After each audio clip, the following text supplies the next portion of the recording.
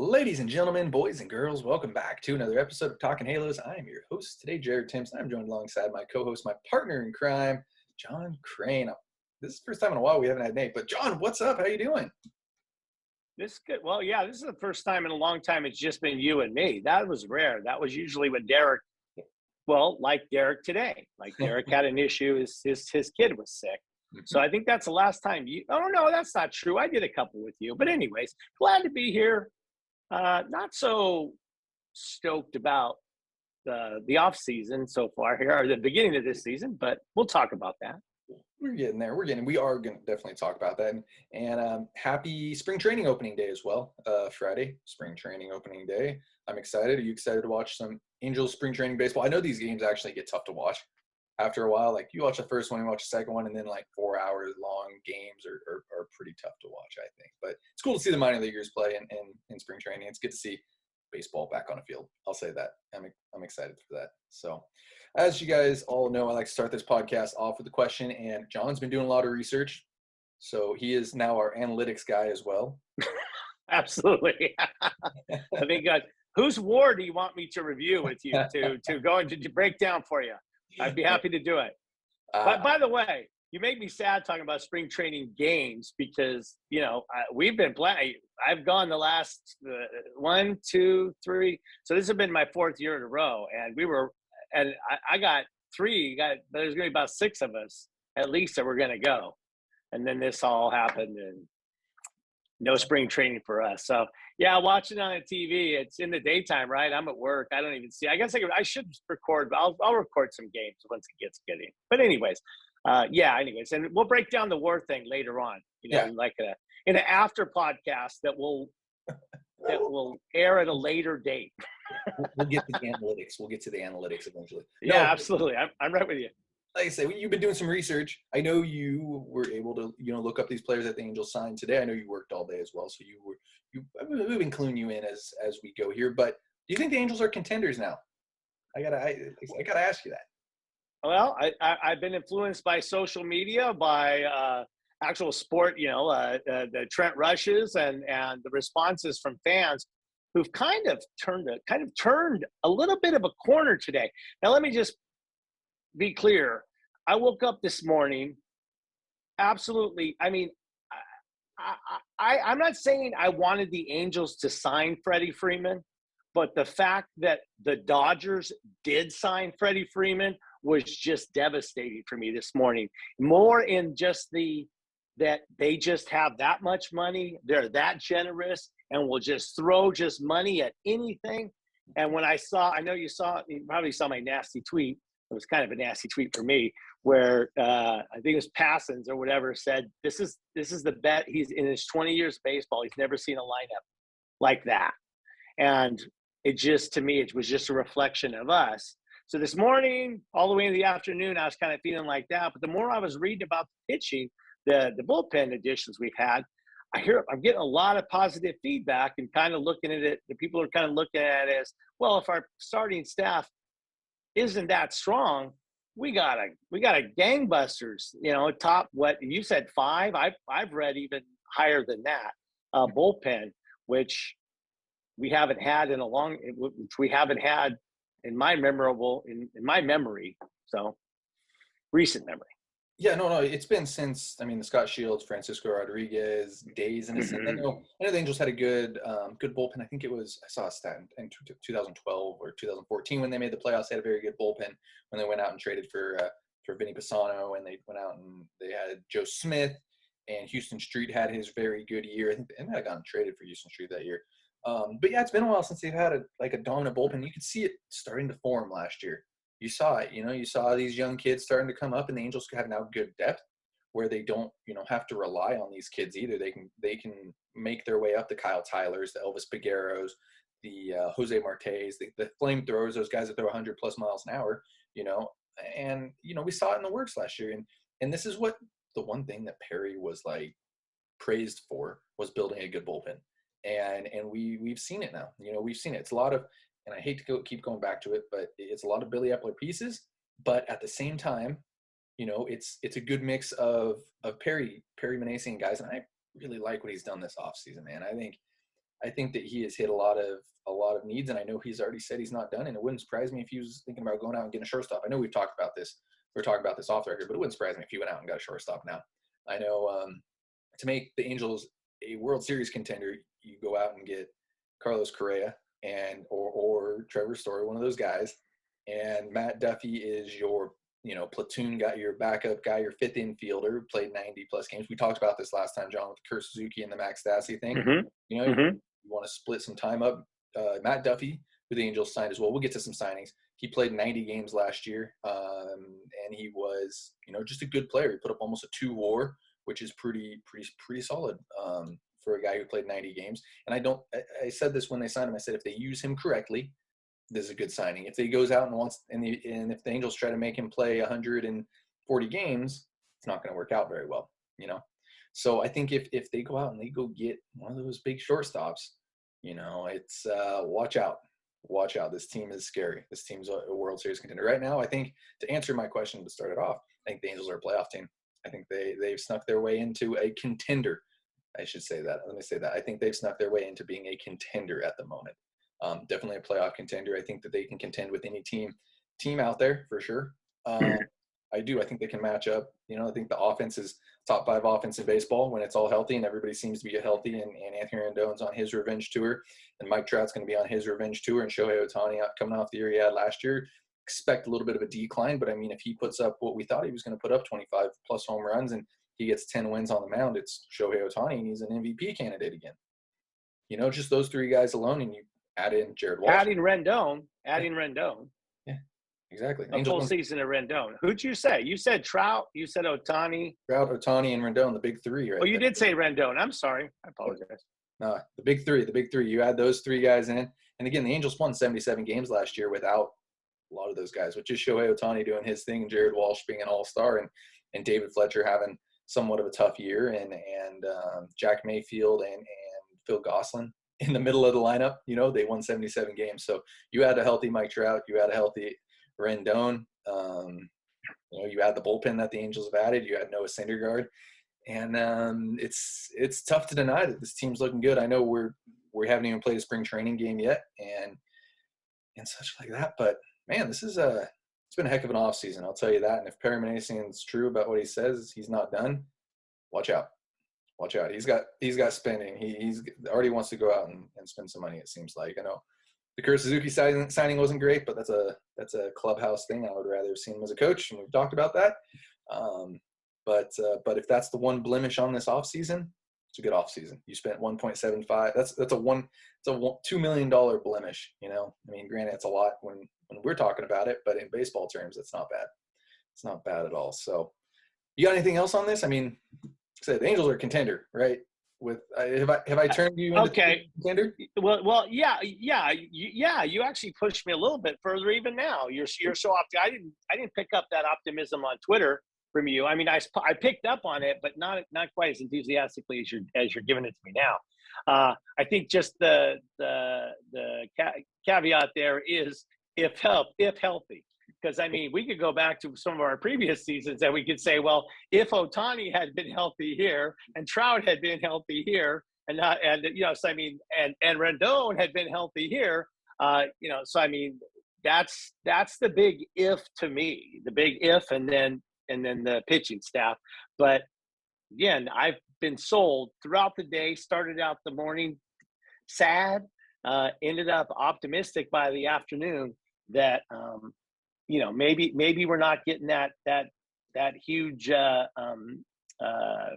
starting pitcher, but we have a bullpen to help support that. A very like I said, at least a top 5 bullpen, and that can go a long way. So. Absolutely, and again, this has been my thought this entire time. Make yourself a contender until July when you can go get yourself a starting pitcher for a lot less. Go find somebody that's given that, right? I mean, go if you're within 5 games of the West, or even you have a wild card spot, go out and get yourself a pitcher. Go out and get Luis Castillo. Then make sure you're a contender, though. Don't go do it right now. Wait until July. I think wait until July for that pitcher, and then you go see what you can get. You wait until July for another catcher too. I think they're going to be in the market for a catcher. as well, though you can get away with it. But yeah, I'm pleasantly surprised by what the Angels have going on. I'm excited for it. And to mention also the what ifs that you were talking about. We've talked about this before. The entire team is a what if. You look 1 through 9. You look in the rotation. Like, is Jared Walsh the same guy? What is David Fletcher? Who's playing shortstop? Rendon's coming back. Is Rendon healthy? You go out in left field. You look in left field. Who's playing left? Justin Upton. What is Joe Adell? Center field. Even Mike Trout's coming back from an injury. He missed. And in right field, is that Brandon Marsh? Is that Joe Adell? Who's playing right field? So I think it's a team of question marks. But if 75% of these question marks are, good, you got yourself it's an interesting team. It's an interesting team. And I think it's a good opportunity, good segue here as to, Fangraphs projections. And they do a bunch of, this is where the analytics come into play here for us, John. So I need you to break down the analytics of what Fangraphs does. No, I'm just kidding. I'm kidding. We're not going to make you. But the Fangraphs projects them as an 82-80 team this year. What is your thought on that one, John? 82-80. That would be very disappointing to me. That would be not progress. That would be, we're probably sellers instead of buyers, where you're talking about, we go pick up that pitcher. If we're sellers again, instead of buyers, that's disappointing. And that means that the failure to address, I would just assume at that point, it was the failure to address the starting pitching issue. That is the reason for that. And I think I speak for many fans on social media. Though I don't think Artie is, I'm not as, I don't know. Yeah. I don't know. But yeah, to me, that'd be a disappointment. That would be good for you? No. I don't think it's good. I think it's under.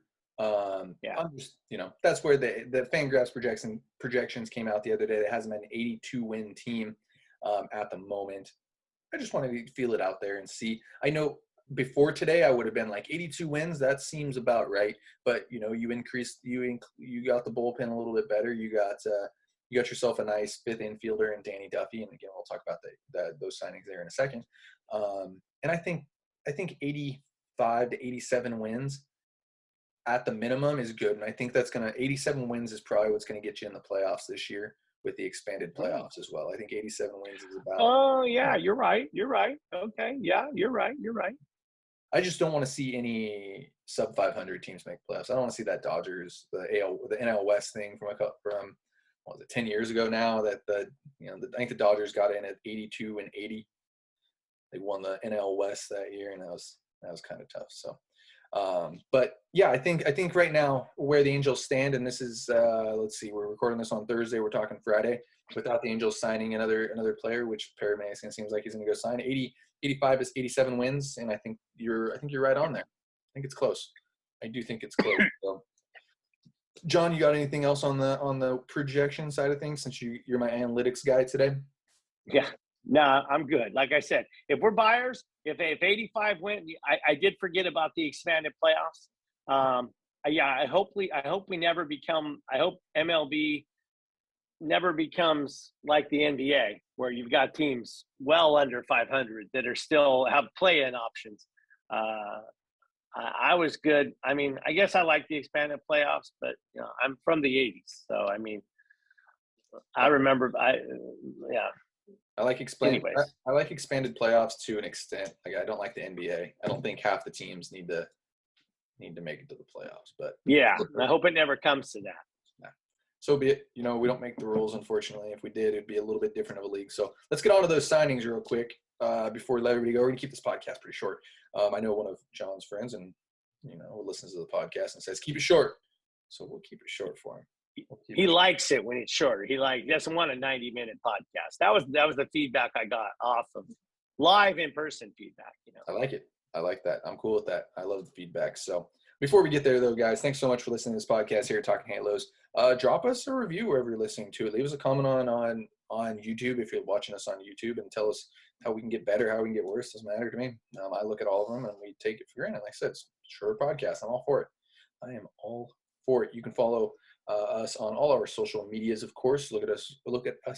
Look for us. Sorry, I can't speak today. On Twitter, Instagram, and Facebook. You can follow myself on Twitter at Jared_Tims, John at Jags Craine. John, of course, John's on Twitter a lot more now, so that's an automatic follow. You got to go follow John. Yeah. I'm on Twitter. I am on Twitter more, definitely. I agree. Baseball season means John's on Twitter, and it's so much better when John's on Twitter. I'll tell you that much. So let's get on to these signings real quick before we let everybody go. Again, pretty short podcast, but I like it. I like a little rapid fire getting through this here. Minor league wise, Angels brought back Keen Wong on a minor league deal for a little bit of depth. I like it. He hasn't shown much, but I do like the depth that he brings. Super athletic, intangibles is what it is. Like I said, minor league deal, I'm cool with it. As far as major league deals go, the Angels signed Matt Duffy to a 1-year, $1.75 million deal. Played for the Cubs last year, put up a 1.7 WAR.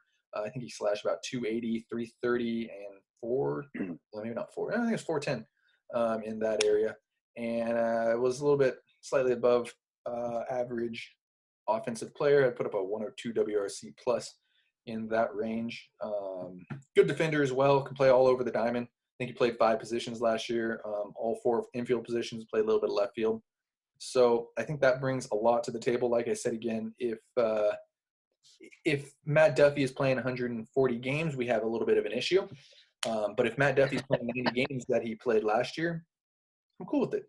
It's a good signing, especially for 1.75 or however much you got. I'm all for that. You got a little bit on Matt Duffy there, my stat guy. Yeah. Like you say, he batted 287. He had 5 homers, 12 doubles, 30 RBIs in 97 games, which is what you're kind of hoping he plays, right? Yep, and some solid defense as well. I'm all for that. I think that's what the Angels lacked as well. I think we think about like the big 3 things, which is offense, the rotation, and the bullpen, but we lack the defensive side of things. I think the Angels need to take a huge step up on defense. They were one of the worst defensive teams in baseball last year, and I think that Matt Duffy helps. And I think, defense needs to be a priority this year for sure for the Angels. Again, they were one of the worst teams in baseball. So most of his games were at third, though. He played 56 games at third. Yeah. Only 21 at second.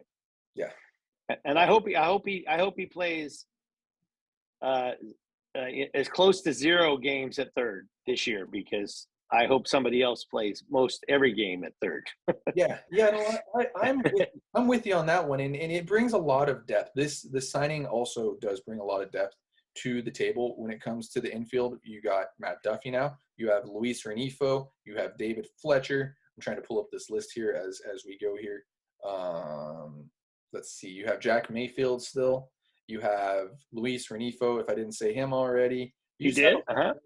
We have Mike Stefanik. You have Brennan Davis. You have Tyler Wade. You have Andrew Velasquez.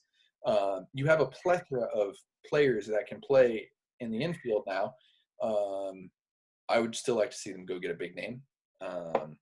Whether it's Correa or Story, I'd love to go see them get one of those guys. However, the depth is not a bad thing. This is what I wanted them to do with the rotation for a while, and I know Nate can agree with me on this. I know he's not here, but it's something that we've wanted them to do for a while with the rotation. Is just go out and sign these guys like the Giants have been doing. So when it comes to the pitching side of things, 2 big names that the Angels signed today, as we're talking about it yesterday, for those of you listening to it. Archie Bradley signed to a 1-year, $3.75 million deal. Pretty good little bullpen piece there as well to add to the rest of the bullpen, like we were saying. And also the big signing was Ryan Tepera, 2 years, $13 million. I am all for that as well. Let's go back to Archie Bradley, though. 51 innings pitched last year, put up a .3 Fangraphs WAR, a 3.71 ERA, 4.35 FIP, 40 strikeouts, 22 walks. The splits are super interesting, though. First half, second half splits. He pitched 22 innings in the first half of the season to a 3.68 ERA, a 5.81 FIP, actually, 13 strikeouts, 14 walks. The second half, he found the strike zone a little bit more. 29 innings pitched, 30.72 ERA, a 3.24 FIP, 27 strikeouts, and 8 walks. He did struggle with some injuries, I think, early in the season, which was one of the downfalls as well. And also, when it comes to Archie Bradley, one of the best beards in baseball as well. So let's get on to the big signing, I'd say, for the Angels of today, and that's Ryan Tepera. Played for the White Sox last year, and I believe also the Cubs. I think he got traded from the Cubs to the White Sox last year. Last year in 61.1. Yeah, Cubs and White Sox. You got it. Yeah, I'm on. Like the stat guy. You are. You're on fire. Last year, he pitched 61.1 innings. He had a 1.6 Fangraphs WAR, which ranked in the top 15, I think, in bullpen relievers, qualified relievers as well. Last year, he pitched to a 2.79 ERA, 2.73 FIP, 74 strikeouts, and 19 walks for Ryan Tepera. I think he might have also been an all-star last year for the Cubs. I could totally be wrong, but I feel like he was an all-star. Not that all-star game means all that much. But yeah, 3 big signings that I just mentioned there. 3 big depth pieces. Again, Ryan Tepera, a little bit of a question mark. He had a career year last year, but for 2 years and $13 million, if he can continue to figure it out, he increased the slider rate. He threw a normal fastball instead of the sinker, and it just seemed to all come together for him last year. So I'm not too worried about him not.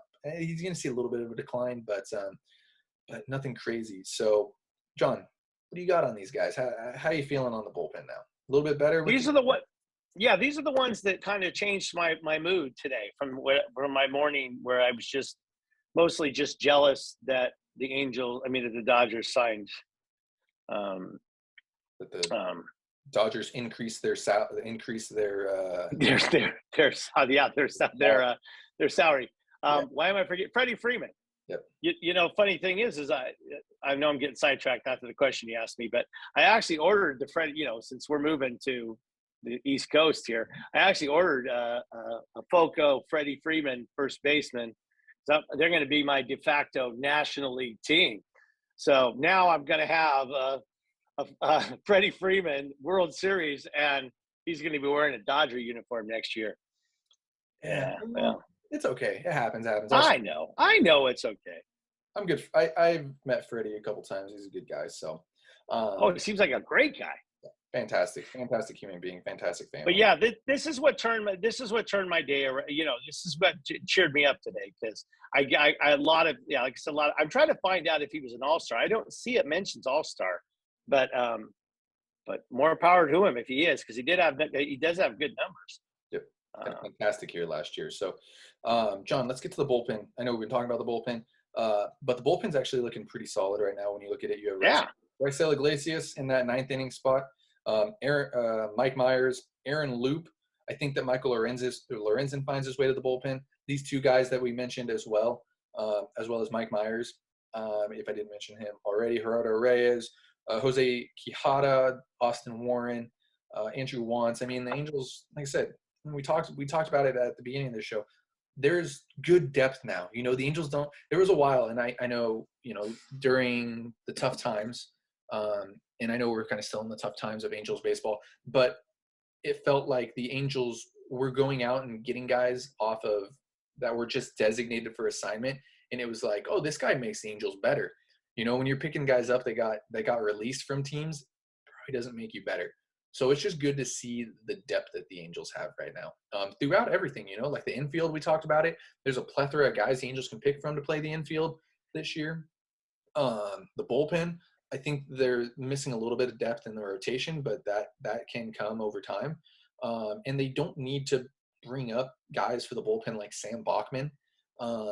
If it makes them better, I'm all for bringing up Sam Bachman to pitch in the bullpen, but they don't need to bring up these guys like they've done in the past, and we're still missing out on Chris Rodriguez as well, who's was put on the 60-day DL and then IL. And then Griffin Canning as well got put on the 60-day IL. He had a setback to the back, so they'll both be missing a little bit of time. But like I said, I like the depth. I really do. I think they're in a good spot right now. I really do think the Angels are in a very good spot, and I'm intrigued to see what Perry Minasian does down the stretch here. So, John, you got any final thoughts before we let everybody go? I think really if people take a look back and look at the additions they've made over this time, maybe the first edition or second, like Loop, when you go back to Loop and stuff, people are maybe the average fans like, who? Because they keep waiting for a big name, but you keep adding these quality people, and and to the point that we do, I mean, people don't realize, okay, we already had Iglesias, so I mean, we didn't need a solid closer, but people don't realize that we have made a big signings, but you just spread it out over to give us a good bullpen. We already got a solid lineup. The only holes we got are in the starting pitching, and we still don't know where the holes are in that. So yeah, I that's why I said today was a turning point for me on what's going on with on Manasian. But again, I still, yeah, like I said, I guess we'll have to see. If we have to go in with this lineup, that's fine. We can go in with this lineup. But if everybody pays off and we are competitive, we will have the opportunity to sign a big name. Yep, definitely. I definitely have a time to go trade somebody or trade for somebody in July.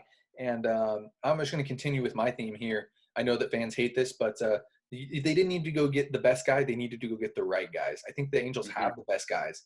When you look at it, like, they didn't need to go out and get, like, okay, yes, Max Scherzer would have been cool, or Carlos Correa would be cool, but like, they have the right guys. They have the best guys right now. They have Trout, they have Rendon, they have Ohtani, they got Syndergaard. They have some of the best guys. They just need to go get those right guys. And I think they're doing a fantastic job of getting the right guys at the right cost too. Like, they're not having to overspend. You don't have to go spend $45 million to go get Max Scherzer. Let somebody else go do that. That's fine. You didn't need to go spend $42 million to go get Trevor Bauer last year. Let somebody else go do that has the money and that's closer. So I think the Angels are doing a great job of getting the right guys. So, guys, as always, thank you so much for listening here, Talking Halos, making us the best Eagles podcast out there. Happy baseball season. Happy opening day of spring training to everybody. It's fantastic. I'm super excited. We're going to be watching some baseball over the next, what do we got, 6 months of baseball now, basically every day. Fantastic. I love it. Absolutely love it. We're going to get some minor league baseball going here as well, which is my favorite. Go follow us on all our social medias. Pound the subscribe button if you're watching us here on YouTube. Subscribe to us wherever you're listening to it. You can follow myself on Twitter, Jared_Tims. You can follow John at JagsCraneJohn. And guys, thank you so much for listening and have a great rest of your day.